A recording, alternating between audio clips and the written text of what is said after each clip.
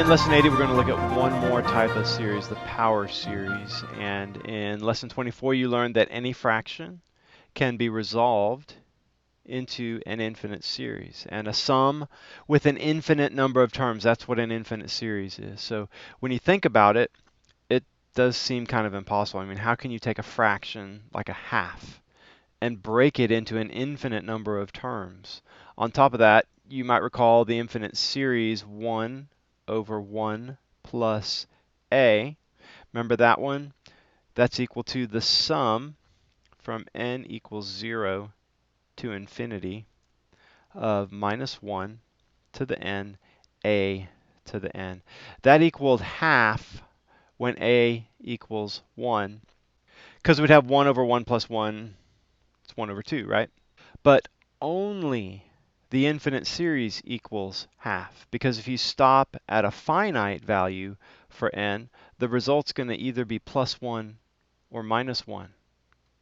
So in a way, like infinitesimals, you just have to trust that some infinite series work. There's a faith-based component to this, and you just can't count that high. And it just kind of defies reason sometimes as well.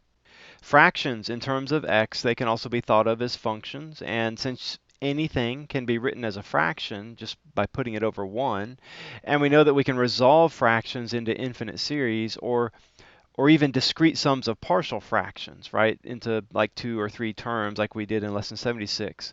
So it follows that we can resolve lots of functions into infinite series, even sine and cosine.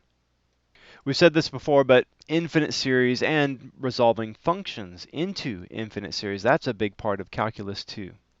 Many functions, including trig functions, those will resolve into some form of a power series. So make sure you've looked at your rules and you know what a power series is about.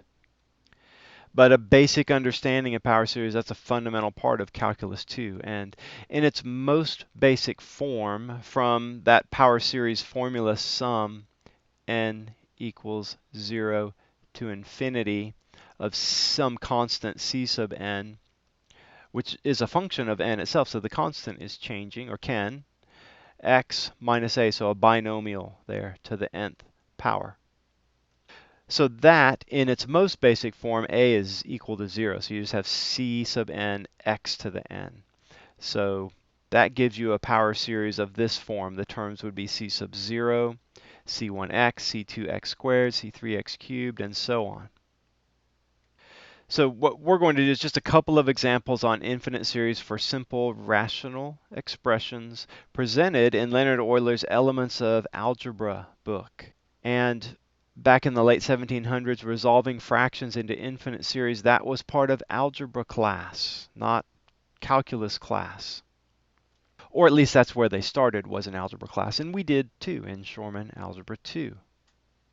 That's one thing we've done with Shormann Math is try to follow in the footsteps of the greatest mathematicians. And Leonhard Euler, he might be considered the king of infinite series. So it's fitting that we end Calculus 1 with a lesson from the king, and a man who also knew Jesus was the King of Kings and Lord of Lords.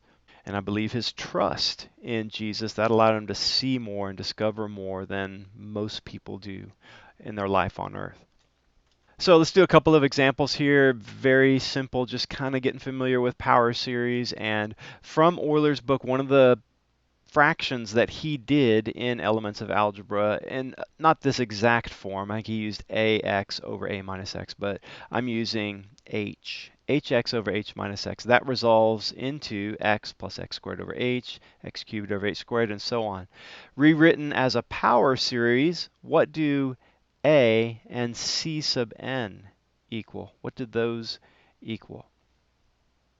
So we see that power series form, right? We see x, x squared, x cubed, x to the fourth, and we see a constant there. But we don't see any binomials, so we can assume that a equals 0.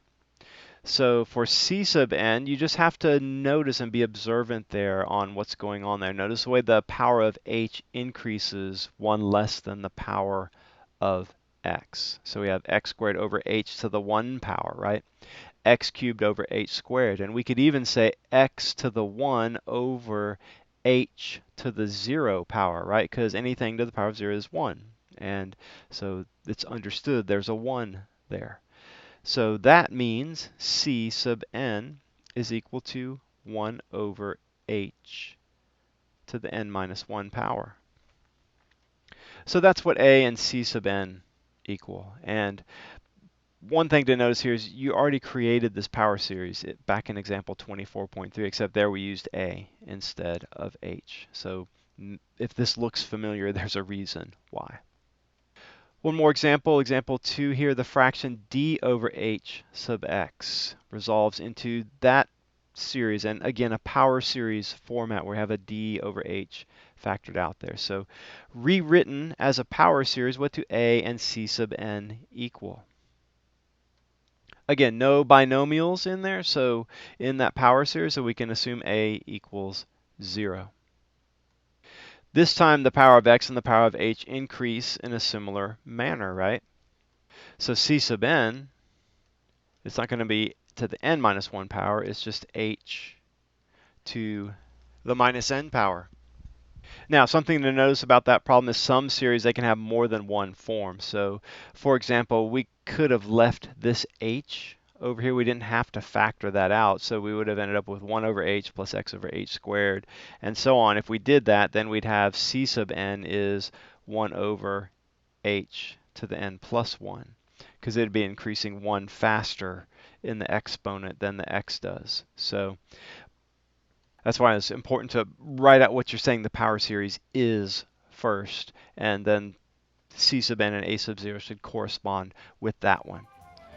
Okay, well, congratulations, you are done with Shormann Calculus 1.